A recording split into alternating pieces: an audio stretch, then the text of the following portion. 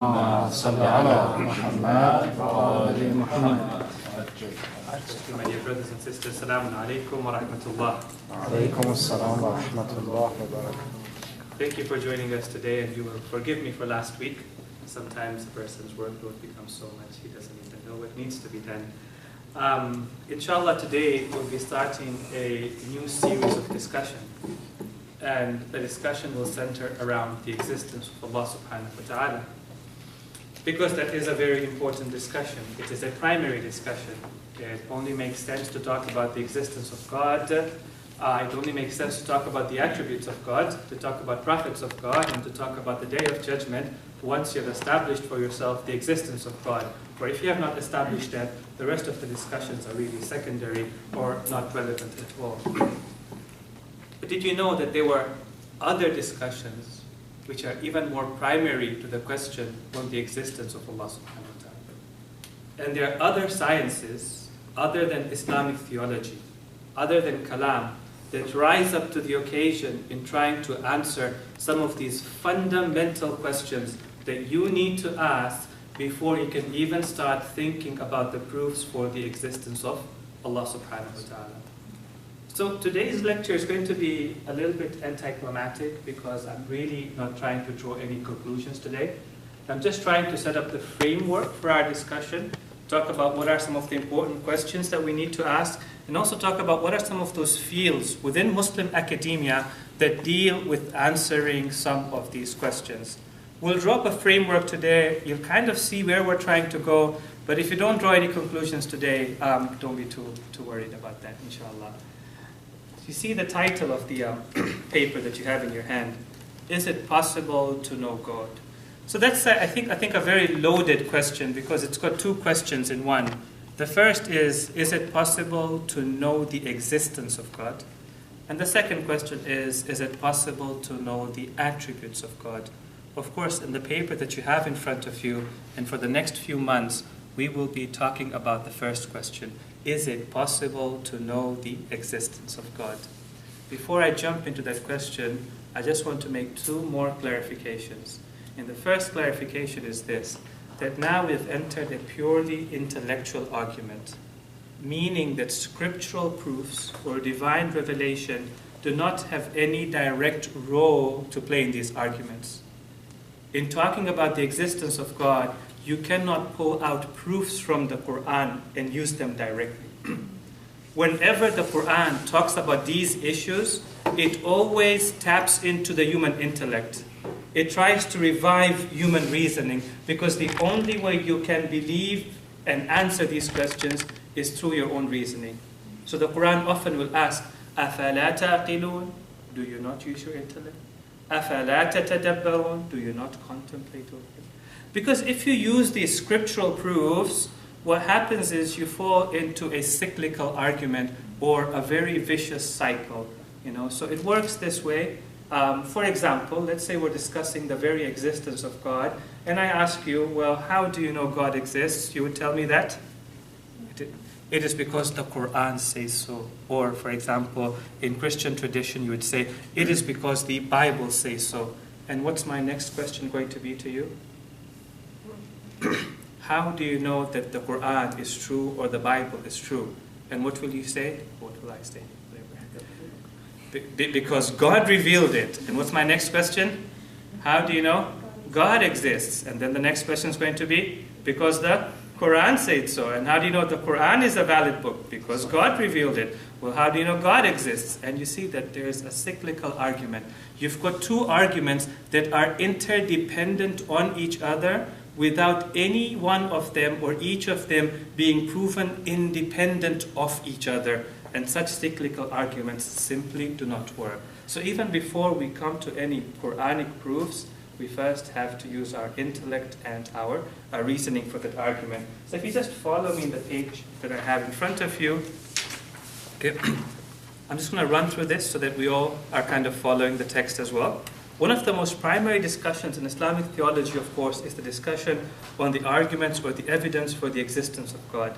It is a discussion that dates back in Islamic theology, the time of Imam al-Sad and Imam al-Baqir as well. So don't think that atheism is a very new phenomenon. It is not. back then even, after Greek texts were translated into Arabic, you had the occurrence of a new movement called the Dahriyun, the materialists, or the Zanadi, who you would term as, atheists back then. Okay? The discussion is also a purely intellectual discussion. Divine revelation cannot be employed directly as a proof for the existence of God, as it would be tantamount to a circular argument. The third point I've also already made is that, look, the discussion surrounds the very existence of God. Now, when you're talking to somebody, don't think that the only reason a person doesn't believe in the existence of God is because he doesn't have the proofs for the existence of God.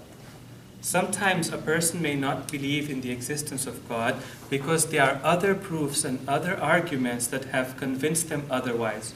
For example, the problem of theosophy, the problem of evil, represents a major challenge and a major block for people to believe in the existence of God, right? People say, if God exists, then how come there is so much evil in this world? If God is merciful, then how come there is so much wrong happening in this world? Okay? But these arguments, they don't create a problem for the existence of God. Here's where we need to be a little subtle about our thinking. They don't create a problem for the existence of God. They do create a problem for some of the attributes of God. And I want to make a distinction between the two. So yes, they will question the mercy of God. They will question the justice of God, and maybe indirectly lead to questioning the very existence of God. But primarily, they don't question the existence of God. They question some of the attributes of God. In the paper that you have in front of you, in the next few months, I want to talk about those arguments which either prove or negate the existence of God. Okay? Now, when we talk about the existence of God, one of the most important questions that does come up, even before you start talking about it, is it possible to know? Can we even know whether God exists or not? Are human beings capable of answering that question? Do we have enough intellectual capacity? Do we have enough information in front of us to be able to answer that question, or not to be able to answer that question? See, sometimes you talk to a person, they tell you, I don't believe in God because I have got strong proof to suggest that God does not exist. Such a person is called a strong atheist. Sometimes a person comes up to you and says, well, I don't have any proof for the non-existence of God, but at the same time, I don't have any proof for the existence of God. Such a person is called a weak atheist. But sometimes you'll come across a person and you'll ask them, well, does God exist or not? And he will simply say to you, well, I don't know, and I don't think it is possible for human beings to know. Such a person is known as an agnostic. Good, excellent. So coming back to our notes that you have in front of you, agnosticism, as defined by the Encyclopedia Britannica, for the lack of any other encyclopedias, strictly speaking, the doctrine that humans cannot know of the existence of anything beyond the phenomena of their experience. So only things which are experiential, that are experienced by the senses, the five senses, those have a truth value to them, and those things which cannot be directly experienced by the five senses, no truth value can be associated to them. Okay. The term has come to be equated in popular parlance with skepticism, so not just question about the knowledge of the existence of God, but any knowledge per se, okay? Especially about religious questions in general, in particular with the rejection of the traditional Christian beliefs under the impact of modern scientific thought, and continues. Okay. From an Islamic perspective, before we jump into an intellectual discussion, do you think it is possible to know of the existence of God, or is it not possible to know of the existence of God? You can speak. I'm going to rest right now. Well, I think the answer is obvious for us. It is possible, we believe, to know of the existence of God. So you mean to say that we can comprehend God? Well, are you agnostic or an agnostic? Comprehend basically means like you know and you sort of have a complete knowledge of it. Mm-hmm. which is not possible, but you can have something else. So if somebody were to ask you, are you agnostic or are you an agnostic? How would you answer that question? I think we should separate the concept of God or attribute of God with entity of God. Okay. We can know the attribute and the concept of God, but we cannot know the entity of God. You mean the essence of God? Yes. The that of God? Exactly. Okay, okay. Sister? Yeah, I think there's also the point of to what extent you can know God. Okay. I don't know to a complete extent, but maybe, as the brother mentioned, you can know certain attributes. Okay, good, good. So we do believe that we can know about the existence of God. All human beings have the capability of knowing and answering that question, but we cannot know everything about God. But the important conclusion to take away from this is just because we don't know everything about God doesn't mean that we can't know something about God. That's very important, right? Because, for example, when, a century ago they were studying the atom, right? They didn't know about, for example, electrons and protons, all right? They just knew that they were atoms in general, okay? Or maybe 10, 20 years after that, they came to learn about electrons and protons, but they didn't really know about quarks and the different flavors and types of quarks that are there. Or later on, when they came to know about that, they didn't really know about, substring theory or string theory, right? But just because they didn't know the details of the atom did not mean that those things which they said about the atom were wrong, or that they could not know something about the atom. They could. We say the same of God. We can know about God, but we don't claim to know everything about God. Okay? In fact, it's very interesting. One of the reasons for why God has created us, according to Islamic traditions, is so that we should know Him. Right? So I think one of the questions all of us often ask ourselves is, why did God create us? Kids will ask you.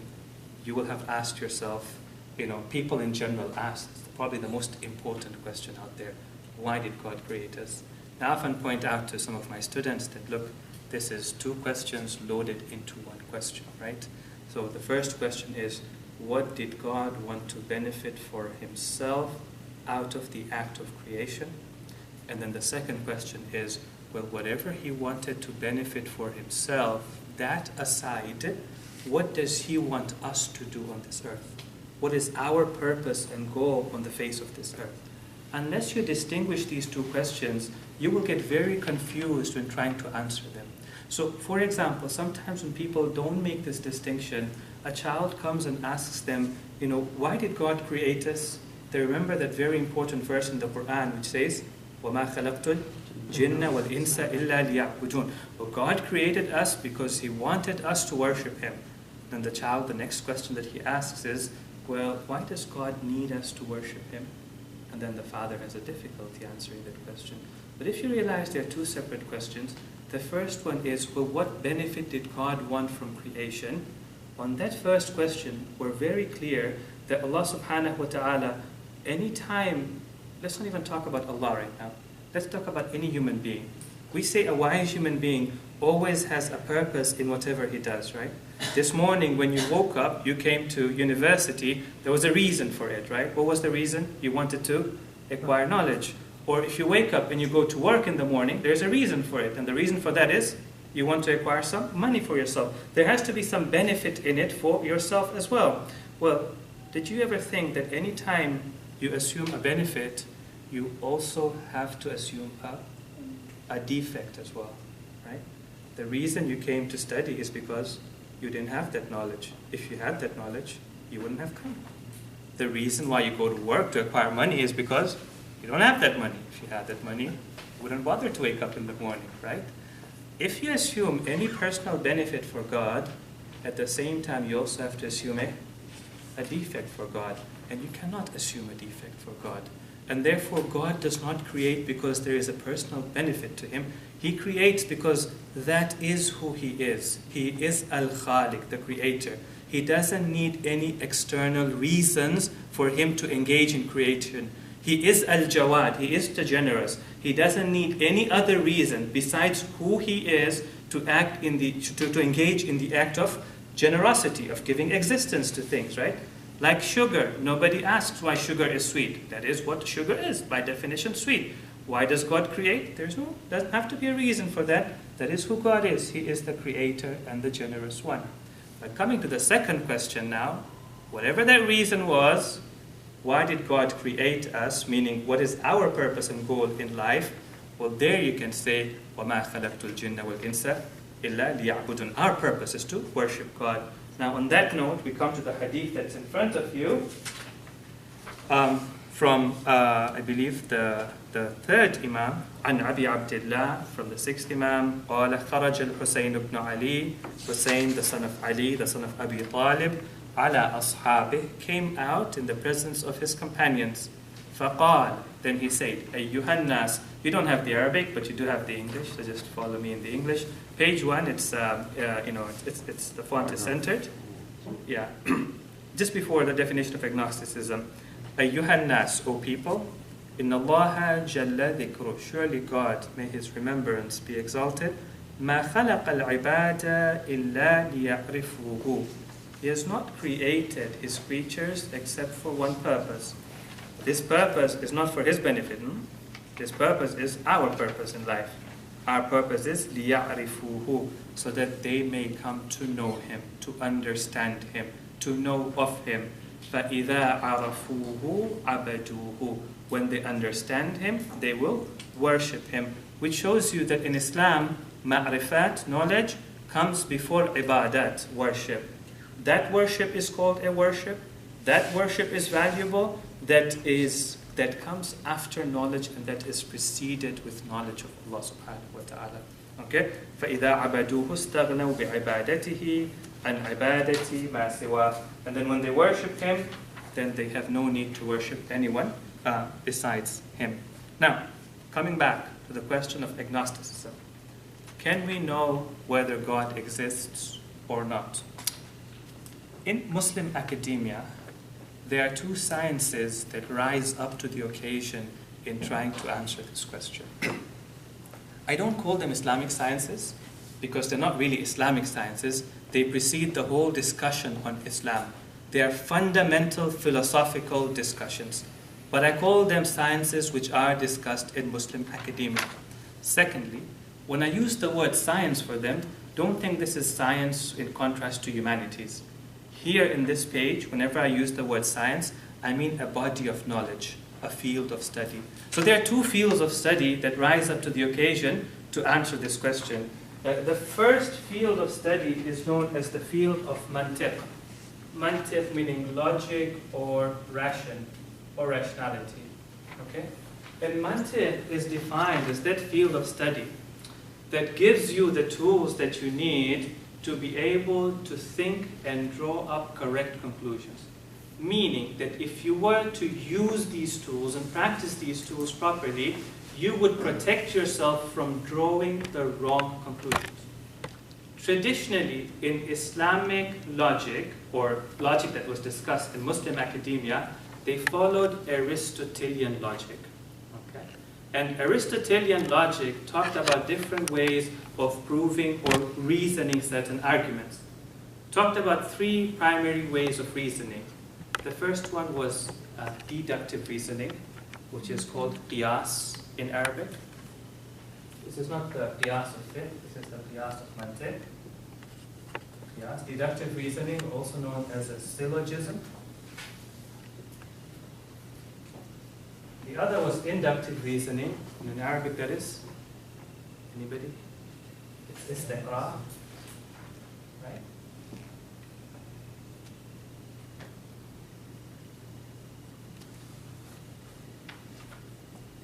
The third one was tamthil.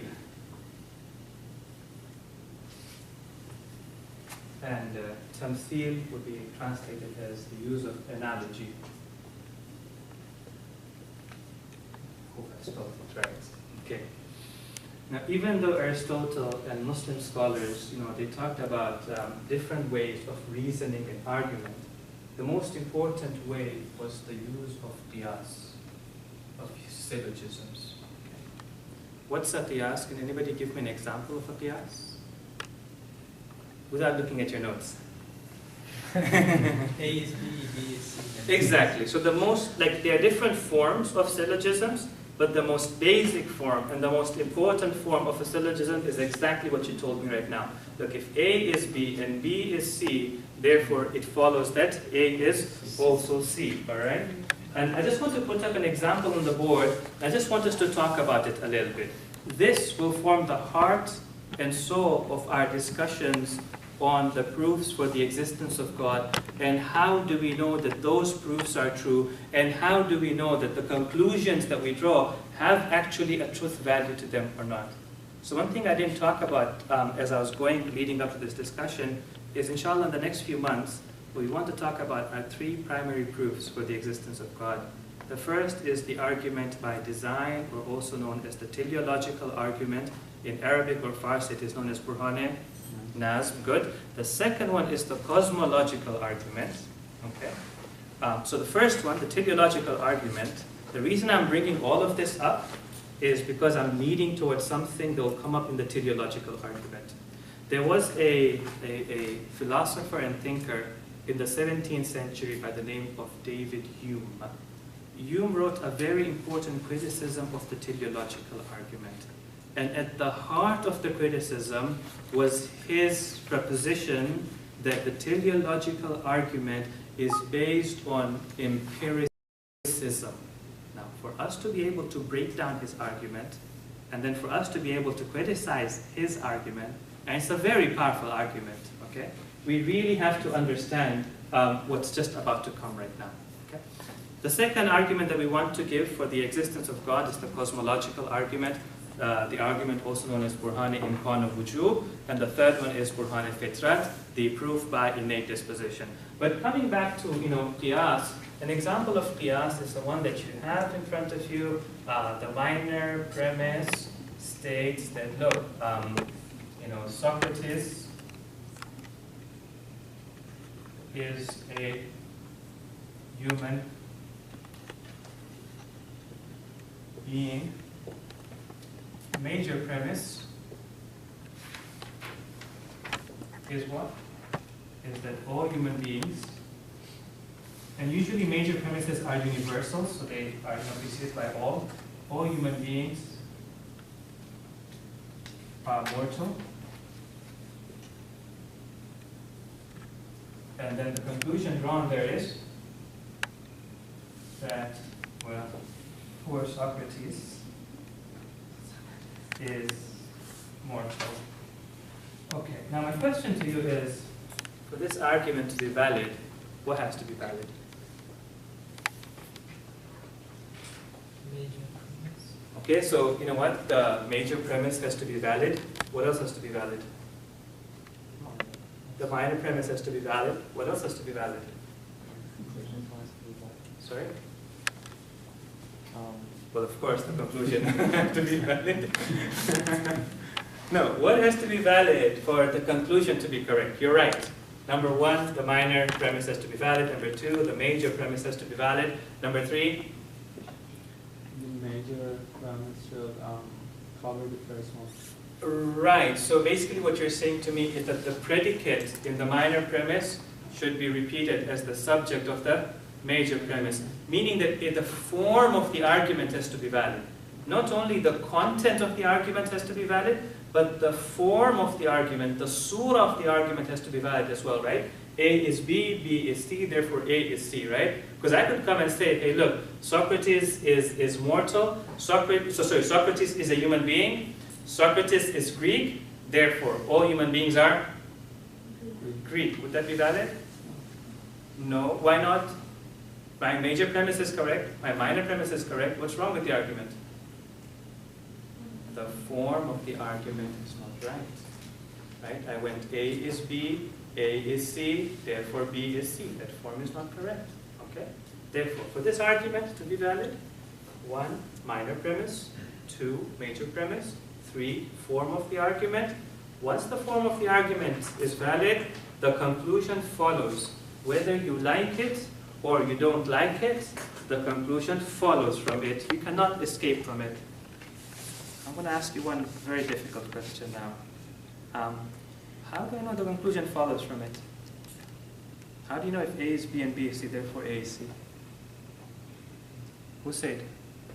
you just enjoy playing with letters and it looks wonderful, so Self-proven. self-proven? Like you mean to tell me there's no argument to show me that this is a valid form of argument? I just have to accept it like that? So it's a basic assumption. It's a basic assumption. Anybody else?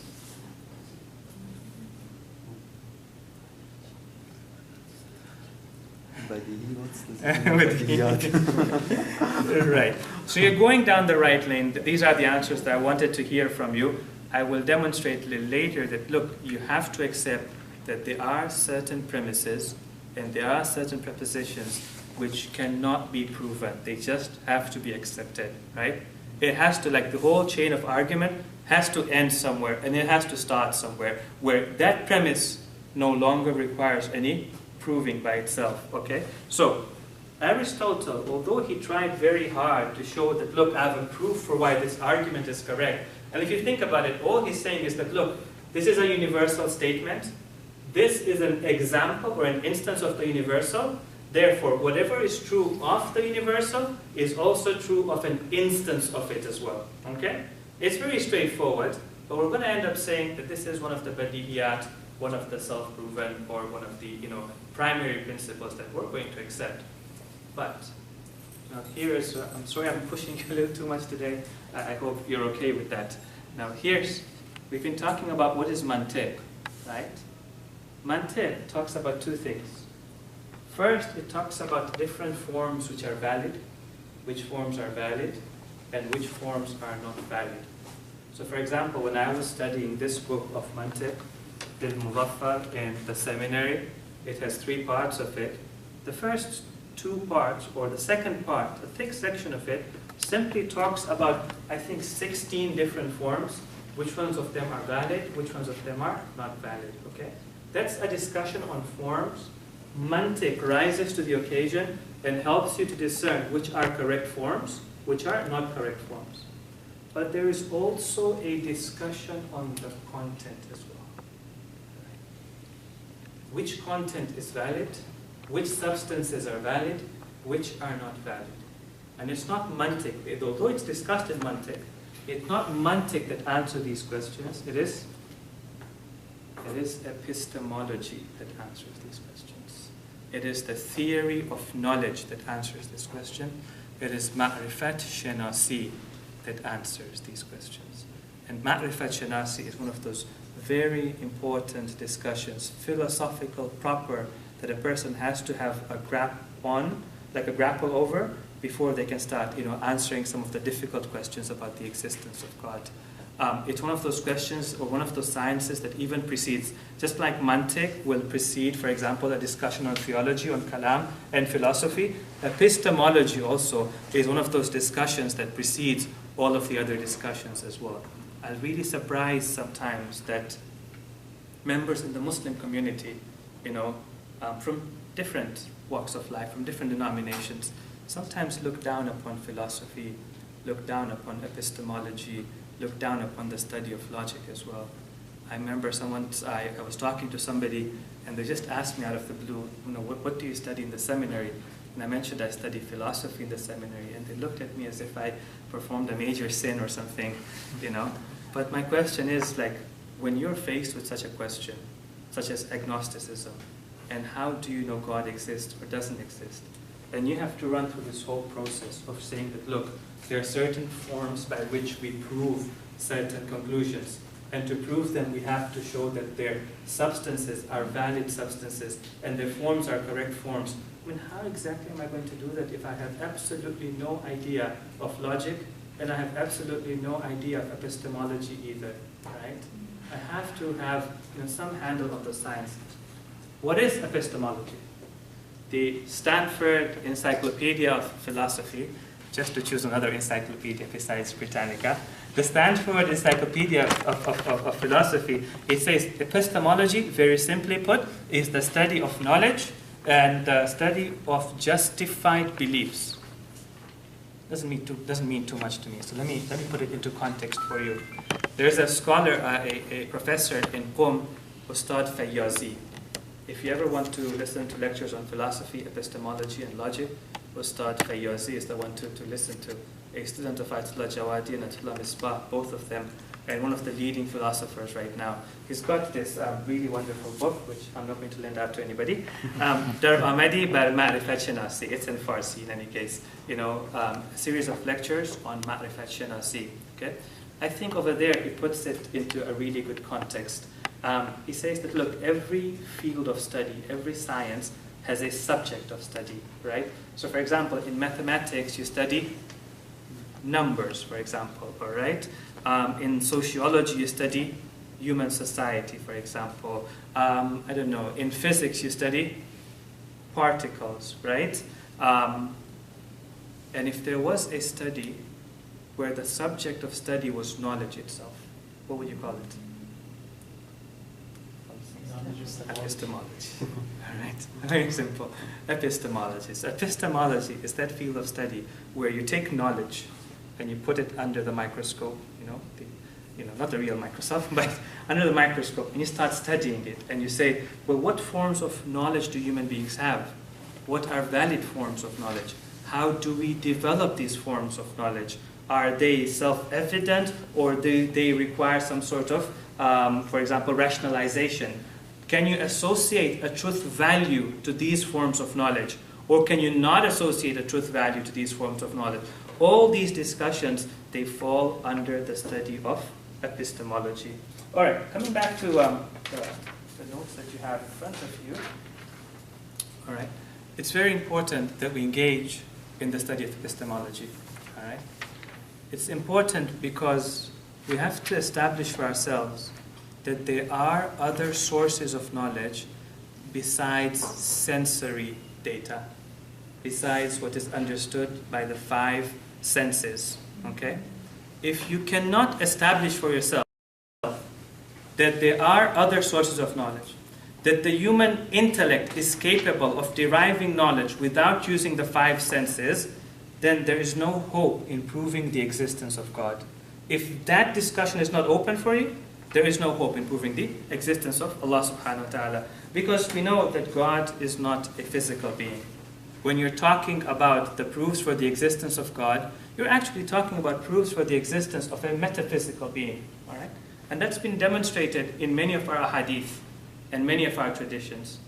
One of the beautiful traditions that you have in front of you, so if I can just ask you to open up to page number 2. One of the most important discussions in epistemology is the truth value of prepositions and which prepositions are justified beliefs, or in other words, beliefs that conform with reality. In order to prove the existence of God, it is important to accept the truth value of prepositions which are purely intellectual and not necessarily sensorial. Science cannot prove the existence or the non-existence of God. I think we established this a month ago when we had our previous session. Science is the study of physical phenomena, their causes and their effects. Science may be required to prove the existence of God, but in and of itself is not adequate to prove the existence of God. The discussion on God is a discussion on the existence of a non-physical being.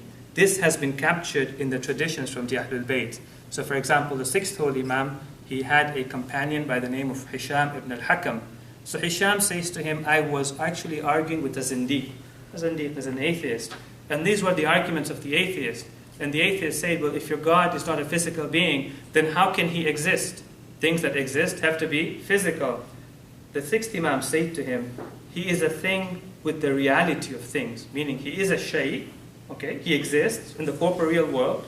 He is not just an image that exists in my mind, but at the same time, he is not a body, nor is he a form.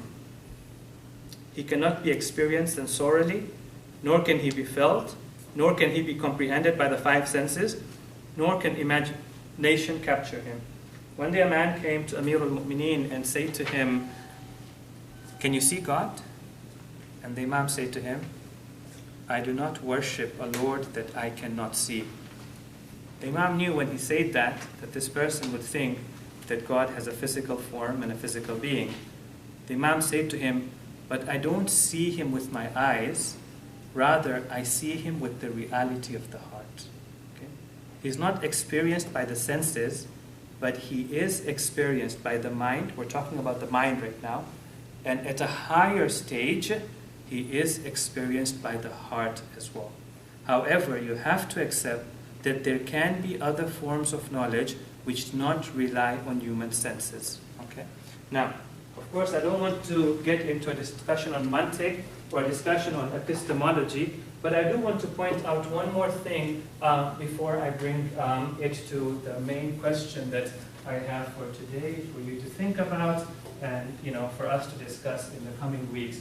And that is, look, in mantiq they say, or in epistemology they say, that the primary sources of knowledge which bring about certainty, which bring about justified belief.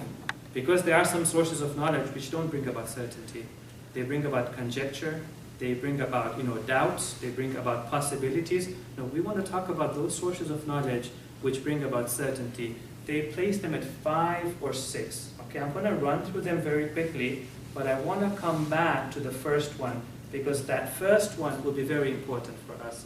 The first one, of course, is what are known as badihiyat or awaliyat, right? So, not in English. Primary sources, which we call them to be self-evident.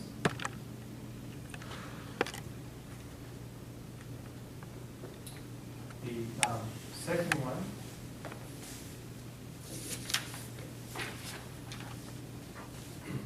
are things which are acquired by the senses. So for example, and these are, all the ones I'm listing right now, they don't require further proof. They are proven by themselves. So for example, when I look outside, I see it is bright. I say it is day. Or when I look outside, I say the sun is shining. Don't ask me for a proof for that, right? This is something my eyes see, and I'm just narrating to you what my eyes see. The third one is experimental.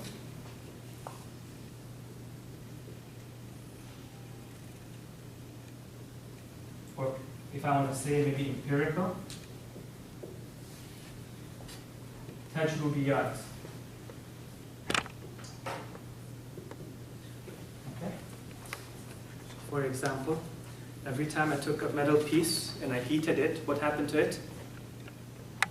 It expanded. Okay. Every time I did that, it expanded. I came to the conclusion based on empirical data that whenever you heat a piece of metal, it expands. You ask me for a proof why it expands? Well, that's what I see. It happens every time. Every time I did it, it happened. I came to the conclusion that whenever you heat a piece of metal, it expands. The fourth one is through what is known as intuitive or unanimous, mutawatirat. How many of you have been to South America? How do you know South America exists? You haven't seen it. How do you know it exists? Everybody says so. So what if everybody says so? Huh? Right? So, after a while it becomes unanimous, right? One person walks in, independent people come in. One person walks in, do you know there was an accident outside near the engineering building? I say, well, maybe it's true, maybe it's false, I don't know. Another person walks in, nothing to do with the first person, comes and tells me the same thing. Do you know there was an accident over there? By the time the fifth person walks in, I'm pretty sure that there's an accident over there. Why? Did I see it myself? No. Did I experiment with it? No. Is it something that's self-evident to me? No, it's not. But it is because it was unanimous. 5, intuitive.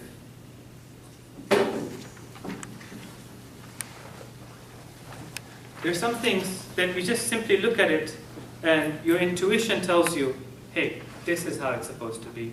They say Khwaja Nasiruddin at-Tusi, he built an observatory in Maragha.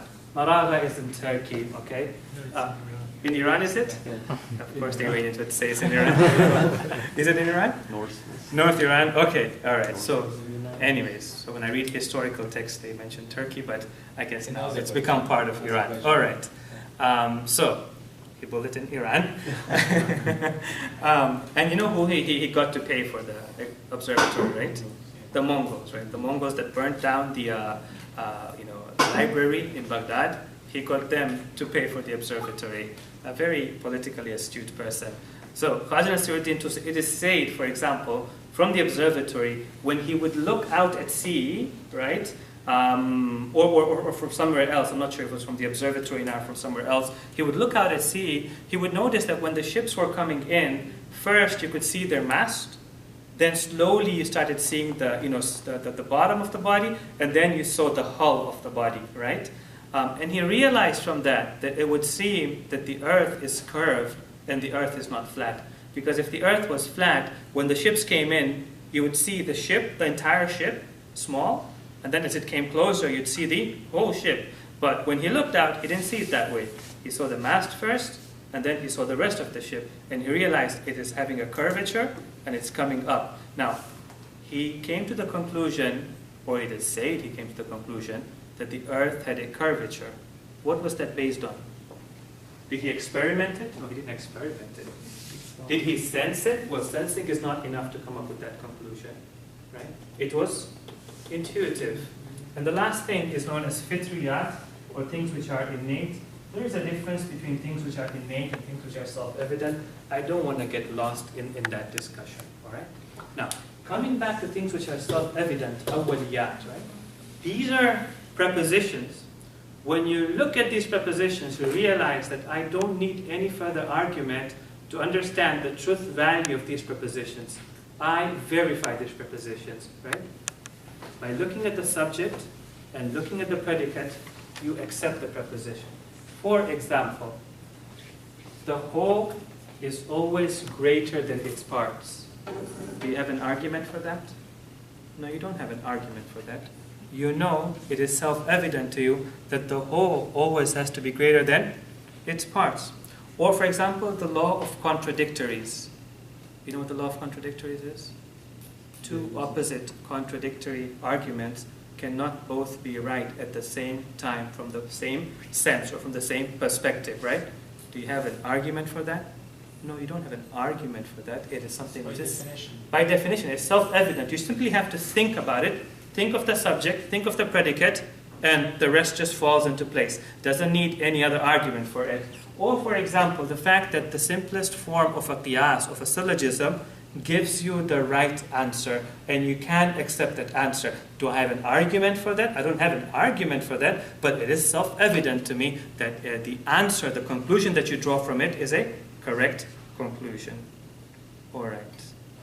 Now, one of the arguments for the existence of God, now my discussion for today has come to an end. I'm just leading up to the discussion for next month. And it's something that I want you to think about. And guess what? You have a whole month to think about it. So one thing that I would like you to think about is this. One of the arguments for the existence of God is a very simple argument. It's a syllogism that goes this way. It says that, look, the universe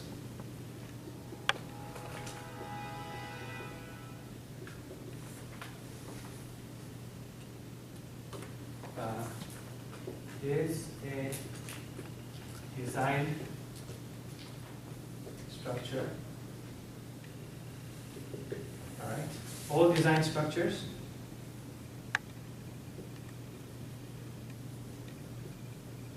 what do they need? Need what? Design. Not a designer, but need a conscious or a sentient designer. Even an atheist believes that the universe has a designer. He just calls it Mother Nature. But we want to believe that designer is a sentient designer. Meaning it's something that has a will of its own, a knowledge, a conscious of its own. It makes decision on its own. It's not just like a mechanism that's in place. And therefore the conclusion is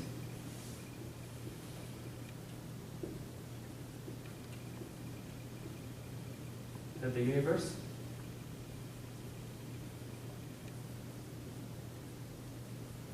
has a sentient designer. Okay. For this argument to be valid, what has to be valid? Just run me through it. It's obvious. The minor premise has to be valid, so I have to demonstrate it. I can't just come and prove this, or just come and claim this. And especially what I have to do is I have to define what a design structure is. I have to demonstrate that there are design structures in the universe. Secondly, I have to prove a major premise as well, that all design structures need a sentient designer. I can't just come and claim that. And then the form of the argument. So I have repeated the B over here. If A is B and B needs C, therefore A needs C. Okay, the form of the argument is correct, and I accept that any argument of this form has a truth value to it. Therefore, my conclusion has a truth value to it. So all I need to do is actually prove the minor premise and the major premise. Then whether you like the conclusion or you don't like the conclusion, you have to accept the conclusion. Now, when it comes to this major premise, that's where Hume came and attacked this particular argument. It's very important. I know many of us know Burhan-e-Nazm, but do you know Burhan-e-Nazm in this particular manner? It's important. Sometimes somebody comes and criticizes the Burhan, you don't know where does he have the problem. Is it in the minor premise? Can he not see the design? Is it in the major premise? Can he not see this universal principle? Or is it in the form of the argument? If you understand where the problem is, you can treat it right where he is. Well, Hume, in all that work that you read, you probably would not be able to tell, but Hume had a problem with the major premise. And the major premise was that all design structures need a sentient designer. Now, most of us, we accept this argument.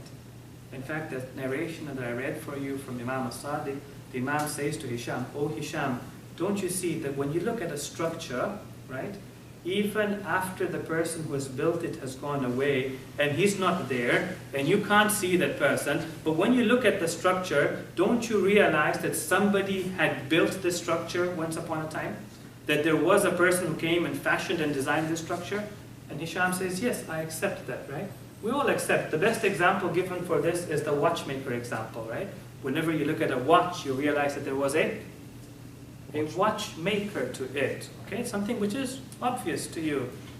Hume says there's a problem with that argument.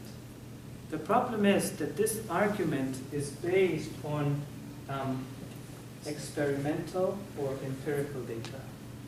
You looked at all the things which were visible to you, like an iPhone and an iPad and a watch and, you know, the light bulbs and all other design structures which human being made, and you realized each and every time that anytime something was made, there had to be a designer to it. So you also made that jump and you assumed that, you know what, if there is a nature and there is a world, then there has to be a designer to it. But your data or your subset is not sufficient for you to make this conclusion. So let's read through it. If you can just bear with me. So this preamble for next session comes from Wikipedia. All right. Hume gave the classic criticism of the design argument in his book, whatever that book is called. He argued that for the design argument to be feasible, it must be true that order and purpose are observed only when they result from design. But order is observed regularly, resulting from presumably mindless processes like snowflake or crystal generation. Design, now here's where I really want your attention, accounts for only a tiny part of our experience with order and purpose. Furthermore, the design argument is based on an incomplete analogy. Because of our experience with objects, we can recognize human designed ones, comparing, for example, a pile of stones and a brick wall. But to point to a designed universe, we would need to have an experience of a range of different universes. As we only experience one, the analogy cannot be applied. The analogy is insufficient. Your major premise is deeply flawed, and therefore your conclusion is not valid. Do you understand what his argument is? He's saying you don't have a big enough range of data to be able to draw this conclusion. Yes, you can draw this conclusion for human-made objects, but you cannot draw this conclusion for natural objects or the natural world. To be able to draw this conclusion for the natural world, you have to have, let's say, 1,000 universes. In each universe, you see that design only comes into being when there is a sentient designer, and then, and only then, can you come and claim that this universe, or all design structures in this universe, need a sentient designer. That's a powerful argument against, the argument by design. how are you going to deal with it? The answer, I guess, is how do we know that a structure is designed? So we compare it with something in this world that we think it's not designed. So you might say that in this world you see some stuff that have a less, like lower amount of designedness. Yes. And then with comparing those, you can see that what design means. Right. So in that sense, yeah, like you can see that what a human has made. Yes. What's the difference of that with something that a human hasn't touched upon? Right. So based on that, you can have an idea of design. Now, when you see that some of the things that are, for example, human itself or Yes. the creatures have that notion of sort of order and thing in them that Yes. is compared to other stuff in this world Yes. have a more complexity. Yes. So then you can have this idea that something is designed. Yeah, but I guess what he's trying to say is that, the things that we human beings make, it is not natural for example, a piece of silicon to become an IC. All right, it's not natural for it to become like that. But when you look at the universe, the things like a tree, it is natural, for example, for a seed to become a tree, or it is natural, for example, for a process of evolution to come into place. All right. Only if you look at other natural, processes and other natural phenomena, and in all of those you can demonstrate that they could not have come into being unless there was a sentient designer. Then only I will accept that this universe has a But sentient there is some, designer. like in the thermodynamics, we say in the second law that Yes. things go towards Chaos. maximum, chaos. Right. So now, in that sense, if you see that some other things hasn't gone into chaos, Right. so that might be. If I want to. I don't know. Maybe there were a million universes. All of them went into chaos, and this one worked out. Yeah, the thing is, I think one criticism can be made about this. Yes. That this is based on istiqra, or Okay. so the premises are based on that. Yes. And yes, like based on that, you cannot make a claim of all things. Okay. But it comes down to like in our humane, most of the things probably. Okay. And that in my Yeah. I don't think that this is the strongest proof of God. Okay. But I think that leads you to some sort of idea that there is a very good chance that there might be a designer. So in that sense, it's defensive, but with all, Yeah. So the universe probably has a sentient designer. There's a 90% chance or 95% chance as a sentient designer. And I'm a gambling person. I'll gamble on the 95%. But I can't say with certainty, based on this argument, and you're right, based on this argument, that the universe has a sentient designer. Because this major premise that I have is based on istiqra, or based on, if you want to say, empirical data or empiricism, and I don't have a big enough set of data to study from. So you mean to tell me that the most important argument, in Islamic theology, this is the most important argument. Is it the most important or the Quran? That is that's an argument produced by the philosophers. But the mutakallimin, for example, especially those who don't have a philosophical leaning, they would not turn to that. In the Quran, for example, that which is most obvious, or the one that is referred to in the ahadith as well, the one which is apparently referred to in the hadith as well, is the argument by design, right? And you're trying to tell me that there's a deep flaw in this argument? I think that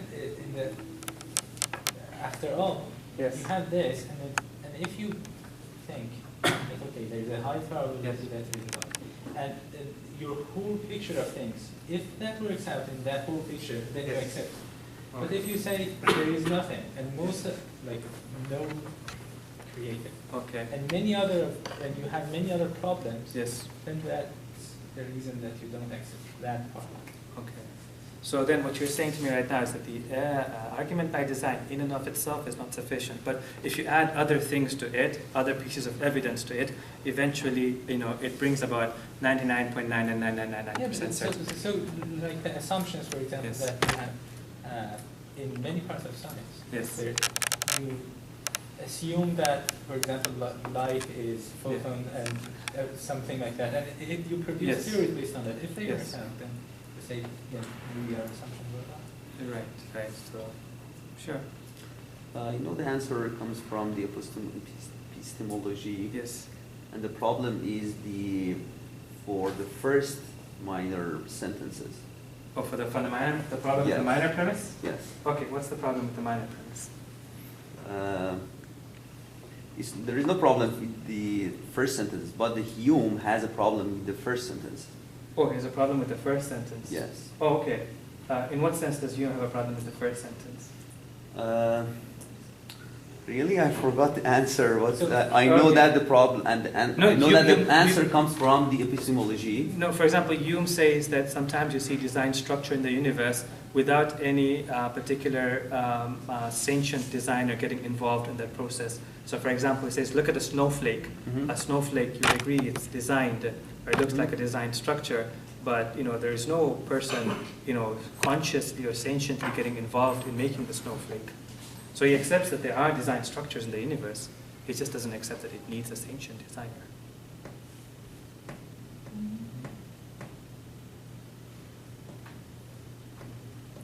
So what? I'm not going to answer this question today. I'm going to let it, simmer through, and you guys can think about it. The answer actually for me came from Shaykh Murtaza, a very powerful answer, and you have In the book of Shanakhti. not Shanasi, no, actually materialism. Why the West gravitates towards materialism. So because it's a very materialistic view of the world. But anyways, a powerful response. And it comes back to those 6 things that we mentioned, and comes back to epistemology, and it shows you the importance of the study of epistemology in even some of the most basic arguments that we have. Sallallahu ala Muhammad wa ali Muhammad.